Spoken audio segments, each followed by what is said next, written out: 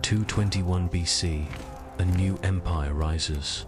Qin Shi Huang unifies China, forging order out of chaos after centuries of war. Kingdoms that once fought endlessly are now forced into silence. Roads connect them, laws bind them, power flows from a single throne. But even as the empire is born, a shadow looms from the north. Beyond the horizon, the nomadic tribes move like the wind. They do not build cities. They do not stay still. They strike fast, vanish, and return again. They cannot be conquered in the same way as kingdoms. The emperor understands something few rulers ever truly grasp. Unity without protection is an illusion. And so, he makes a decision that will reshape the land itself. The order spreads across the empire. Not just soldiers, but a massive workforce is mobilized.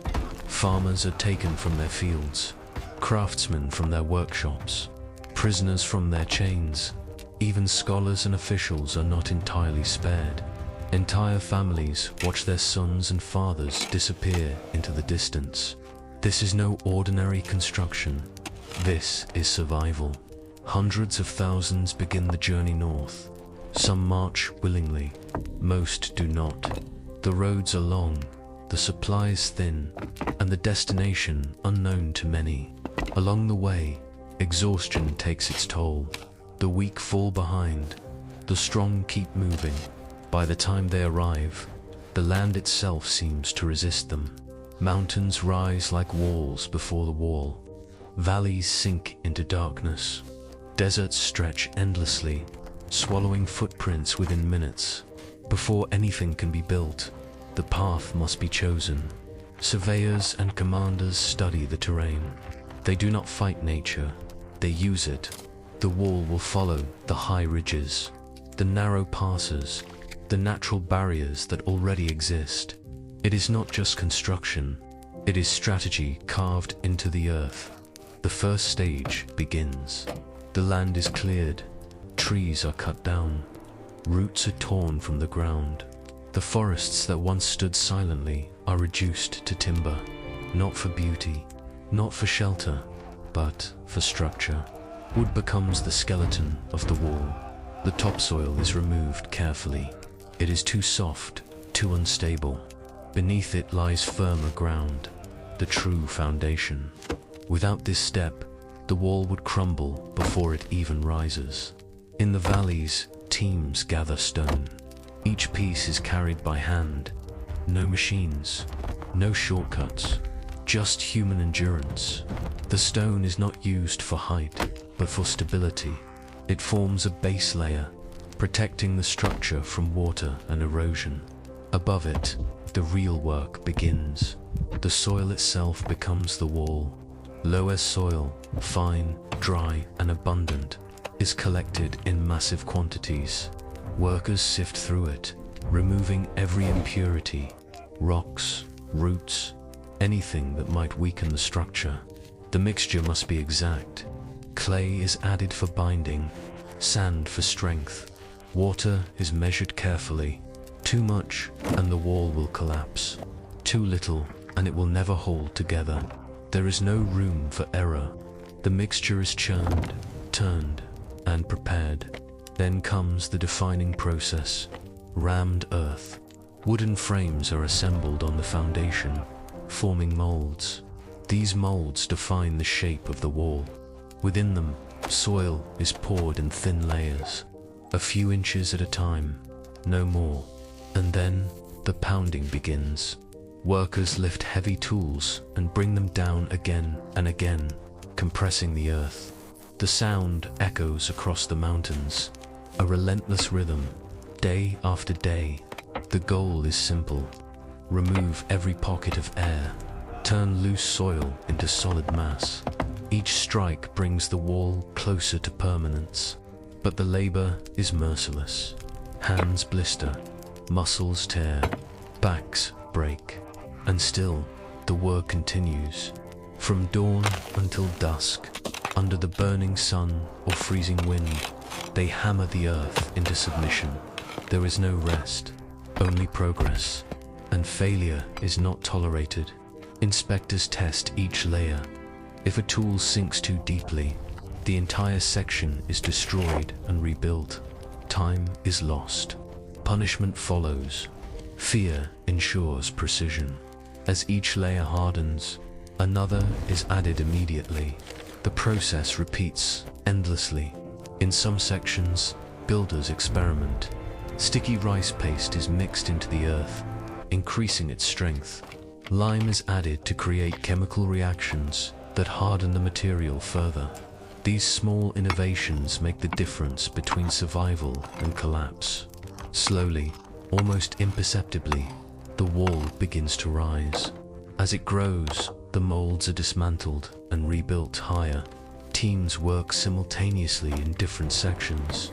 The wall is not a single line, but thousands of fragments being assembled into one, like an empire itself. In the deserts, the method changes. The soil cannot hold its form. It slips through fingers like water. So the builders adapt. Layers of willow reeds are placed between sand, acting like reinforcement. Primitive, but effective. The wall bends, but does not break. Time stretches on. Days become months. Months become years. Winter arrives with brutal force. The ground freezes solid, resisting every tool. The air cuts through clothing. Breath turns to ice. But the work does not stop. It never stops. Fires are lit across the camps. Water is boiled and poured onto frozen earth to soften it. Workers strike the ground again, forcing it to yield. Many do not survive the cold. Their bodies are buried within the wall itself. Unmarked, unremembered, spring offers no mercy. Rain falls heavily, threatening to undo everything. Unfinished sections begin to dissolve. Workers rush to cover them, using cloth, wood, anything they can find. Failure means starting over, again and again. But when the earth dries, something changes. It hardens, transforms, becomes something more than soil, something permanent. As the wall climbs higher, new dangers emerge. Scaffolding is built to support the workers. The height increases the risk. One mistake, one slip, and the fall is fatal. And yet, the work continues, because it must. From the top, the scale becomes clear. A line stretching across the world. Every few hundred yards, towers rise from the wall. Watchtowers, signal stations, living quarters for the soldiers who will guard it. These towers are the eyes of the empire. Messages travel through them using smoke signals. Wolf dung is burned to create thick, dark smoke visible from miles away. In moments, warnings can cross vast distances. Speed becomes power. But maintaining this network is a challenge of its own. Food must be transported across impossible terrain. Supplies are always short. Hunger becomes a constant companion. Tools break. Bodies weaken. Still, the work does not stop. Where carts cannot go, men carry the loads. Stone, wood, water, everything. They become the engine that drives the project forward. At key points, gates are constructed. Massive, reinforced, designed to withstand attack. These gates are not just entrances. They are control points, symbols of authority. The wall begins to change. It is no longer just a barrier. It is infrastructure, a road, a communication system, a weapon. Generations pass. Some are born into this life. Others die before seeing its end. The wall absorbs them all. In the western regions, the desert becomes the greatest enemy. Sandstorms erase progress overnight. Water is scarce. Every drop matters. Logistics become a battle of their own. But slowly, steadily, the gaps close. The wall becomes continuous, unbroken. The top is widened to allow troops to move quickly. Defensive features are added. Barriers, openings, positions for archers. Everything serves a purpose. Everything is designed for war. The final tests begin. Arrows strike the surface. They do not penetrate. They bounce away. The wall has become something more than earth. It has become defense itself. But nature does not surrender. Wind, rain, time. They all attack the structure. The builders adapt, reinforce, repair, endure. Eventually, the work reaches its final phase. Permanent camps are established. Soldiers take over. Weapons are stored. The wall becomes active, alive with purpose. And then it stands complete. A massive structure stretching over 3,000 miles, following mountains, crossing deserts, carving its path through the land like a dragon, powerful, relentless, unyielding. But beneath its strength lies a truth. It was built at a cost, a human cost.